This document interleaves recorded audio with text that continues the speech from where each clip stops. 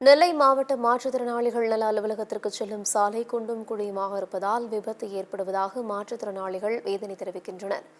திருநெல்வேலி மாவட்ட ஆட்சித்தலைவர் அலுவலக வளாகத்தில் மாவட்ட மாற்றுத்திறனாளிகள் நல அலுவலகம் அமைந்துள்ளது.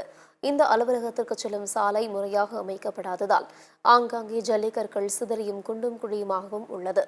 இதனால் சாலையை பயன்படுத்தும் மாற்றுத்திறனாளிகள் மிகவும் சிரமமடைந்து வருகின்றனர்.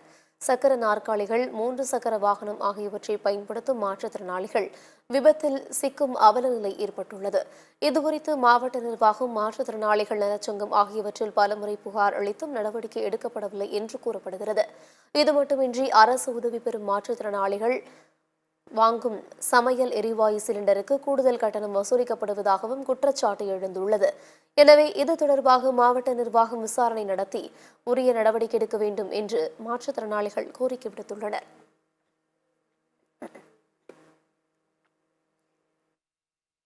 மாற்றுத்திறனாளி வண்டியில வந்தாலும் அவங்க இதுல ஸ்டேரிங்கை பிடிச்சி ஒழுங்கா போக முடியாது. அந்த பக்கமா இந்த பக்கமா அடிக்கடி விழுதாங்க. அது மாதிரி இந்த தள்ளு வண்டியில தள்ளிட்டு வர்றவங்களும் அங்க இருந்து இங்க கொண்டு வர்றதுக்கு ரொம்ப சிரமப்படக்கூடிய ஒரு சூழ்நிலை இந்த திருநெல்வேலி மாவட்ட அலுவலகம் முன்னாடி இருக்கு.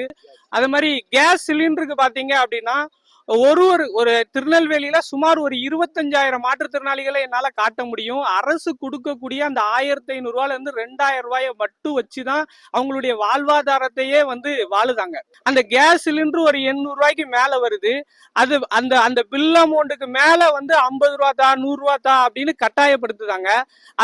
அது அப்படி அவங்க கொடுக்கல அப்படின்னா அவங்களுக்கு கேஸ் சிலிண்டர் கொண்டு போய் கொடுக்கறத புறக்கணிக்காங்க.